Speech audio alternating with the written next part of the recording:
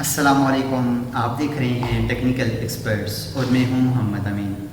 हम आपको अपने चैनल पर खुश आमदीद कहते हैं और उम्मीद करते हैं आप खैरियत से होंगे। डियर स्टूडेंट्स, आज की इस क्लास में हम टोटल स्टेशन को शुरू कर रहे हैं कि हम शुरू से लेकर आखिर तक पूरी की पूरी टोटल स्टेशन को सीखेंगे। आज की जो हमारी क्लास है इसके अंदर हम ये सीखेंगे कि हमारे पास ट्राइपॉड को ज़मीन के ऊपर किस तरह से प्लेस करते हैं। उसके बाद हम टोटल स्टेशन को अपने ट्राइपॉड के ऊपर किस तरह से प्लेस करते हैं और उसके बाद हमारे पास पार्ट्स ऑफ टोटल स्टेशन क्या हैं। तो चलें अपनी क्लास का आगाज़ करते हैं, लेकिन आगाज़ करने से पहले आपसे हमेशा की तरह एक रिक्वेस्ट है कि हमारे इस चैनल को ज़रूर सब्सक्राइब कर लें और इसे अपने दोस्तों के साथ भी शेयर करें ताकि हमारी हौसला अफजाई होती रहे और आपको भी बर वक्त वीडियो क्लासेस मिलती रहे ताकि आप भी सीख सकें। ये जी हमारे पास ट्राइपॉड, इसके ऊपर हम अपनी टोटल स्टेशन को लगाएंगे। पहले तो हम ट्राइपॉड को लगाने का तरीका सीखेंगे कि हम ट्राइपॉड को किस तरह से ज़मीन के ऊपर प्लेस करते हैं। उसके बाद उसके ऊपर हम टोटल स्टेशन को किस तरह से रखेंगे और उसके बाद हम ये सीखेंगे कि टोटल स्टेशन के कौन कौन से हिस्से हैं, कौन कौन से पार्ट्स हैं और उनमें से कौन कौन से पार्ट क्या काम करते हैं। तो इसके लिए सबसे पहले हमने ट्राइपॉड को खोलना है। ट्राइपॉड को खोलने के बाद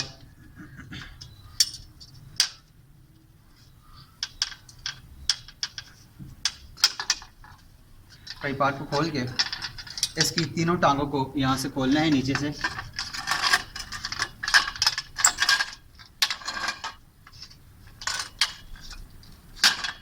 और इसकी तीनों टांगों को उस जगह तक खोलना है जहाँ तक हम आसानी से पहुँच सकें। इसको अपनी चेस्ट के मुताबिक खोल लेना है तीनों टांगों को और यहाँ से ज़मीन के ऊपर इनको बराबर कर लेना है। जब ये बराबर हो जाएंगे तो यहाँ से सारे के सारे जितने भी इसके लॉक स्क्रू हैं इनको यहाँ से लॉक कर देना है, बंद कर देना है। बंद करने के बाद हमने इसकी टांगों को इतने बराबर फासले पर रखना है कि इन तीनों टांगों का आपस में फ़ासला तकरीबन बराबर हो, इनका फासला भी बराबर हो और उसके बाद इसके ऊपर वाली ये जो बेस प्लेट है ये भी बराबर हो। ये तीनों चीज़ें, जब दोनों चीज़ें बराबर होंगी, बराबर होने के बाद फिर आपने क्या करना है कि अपनी मशीन को उठाना है, नीचे ज़मीन से डब्बे के ऊपर से खोलना है, अपनी टोटल स्टेशन को खोल के यहाँ से आराम के साथ निकालेंगे।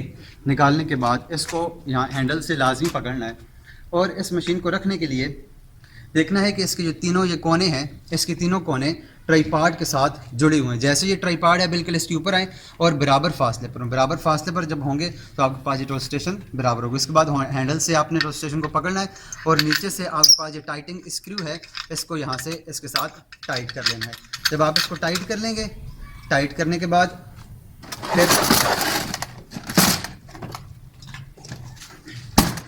टाइट कर लेंगे। टाइट करने के बाद आपने मशीन को छोड़ना है। इससे पहले आपने मशीन को बिल्कुल भी नहीं छोड़ना, पकड़ के आपने यहाँ से हैंडल से पकड़ के मशीन को तब टाइट करना है, हो सकता है ये आपसे गिर जाए।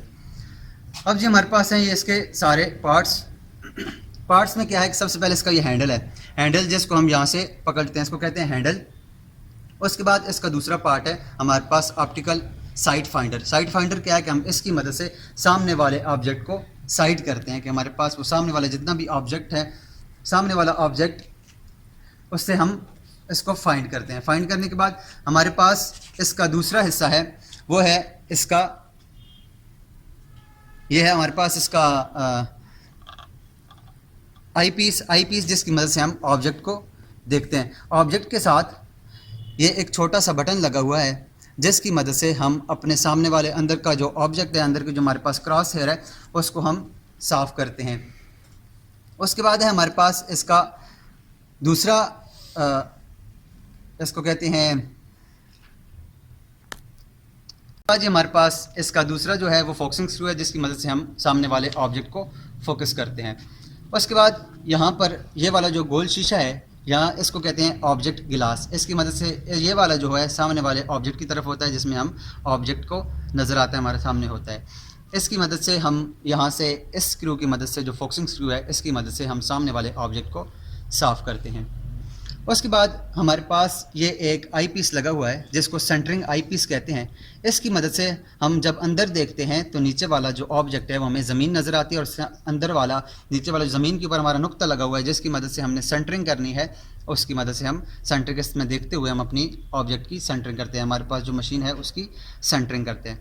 इसके ऊपर ये एक स्क्रू लगा हुआ है जिसको फोकसिंग स्क्रू कहते हैं, जो कि अंदर वाला जो ऑब्जेक्ट है, अंदर वाला जो इसका हिस्सा है वो हमें साफ़ करके देता है इस स्क्रू की मदद से। उसके बाद यहाँ पर इसके ऊपर एक स्क्रू लगा हुआ है जिसको हम लॉक स्क्रू भी कहते हैं। इसकी मदद से हम मशीन को वर्टिकली लॉक करते हैं। जब हम इसको अनलॉक करें तो आप देखें ये मशीन सारी फिर रही है, वर्टिकली ये घूम रही है। जब हम इसको लॉक कर देंगे तो हमारे पास ये मशीन अब वर्टिकली काम नहीं करेगी।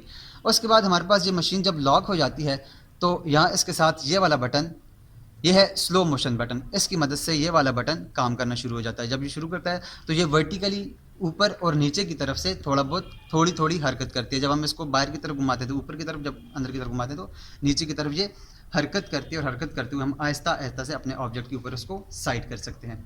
इसको खोलने के बाद हमारे पास जो दूसरा इसका बटन है वो है हॉरिजॉन्टली लॉक स्क्रू है। हॉरिजॉन्टली लॉक स्क्रू क्या है कि जब हम इसको यहाँ से लॉक करते हैं तो हमारी मशीन हॉरिजॉन्टली इसके ऊपर मूव करना बंद कर देती है। उसके बाद ये वाला बटन है जिसको कहते हैं स्लो मोशन बटन। इसकी मदद से हम क्या करते हैं कि हमारे पास ये वाला बटन इसको हॉरिजॉन्टली इसको मूव करता है, लेफ़्ट राइट पे मूव करता है। इसको खोलने के बाद हमारे पास उसके बाद यहाँ पर एक बबल है जिसको ट्यूब बबल कहते हैं। इसकी मदद से हमारे पास ऊपर वाली जितनी भी मशीन है इस मशीन को हम लेवल करते हैं। ये कैसे लेवल होता है, जब हम यहाँ पर हमारे जो लेवलिंग स्क्रूज़ हैं इनकी मदद से हम लेवल करते हैं। लेकिन सबसे पहले हमने क्या करना होता है कि हम मशीन को टांगों की मदद से, इसका जो ये गोल बबल है इसके गोल बबल को हम टांगों की मदद से लेवल करते हैं। लेवल करने के बाद जब जो थोड़ा सा फ़र्क रह जाता है वो हम फिर ट्यूब लेवल की मदद से इसको ठीक करते हैं। उसके बाद हमारे पास यहाँ पर इसके लेवलिंग स्क्रूज़ हैं। लेवलिंग स्क्रूज़ को एक ही टाइम में या तो दो लेवलिंग स्क्रूज़ को अंदर की तरफ घुमाना है या दोनों लेवलिंग स्क्रूज़ को बाहर की तरफ घुमाना है ताकि हमारे पास मशीन लेवल हो जाए 100%। उसके बाद हमारे पास यहाँ पर इसकी बैटरी लगती है जिसकी मदद से हम बैटरी को चार्ज करने के बाद इसके ऊपर अटैच कर देते हैं। ये हमारे पास बैटरी है जिसको हम यहाँ पर चार्ज करने के बाद इसके साथ अटैच करते हैं तो हमारे पास ये मशीन उसके बाद ऑन होती है। इसका एक बटन लगा हुआ है, इसको नीचे की तरफ दबाते हैं, दबाने के बाद इसके ऊपर रखेंगे और यहाँ से इसको छोड़ेंगे तो हमारे पास इसके साथ ये बैटरी कनेक्ट हो जाएगी।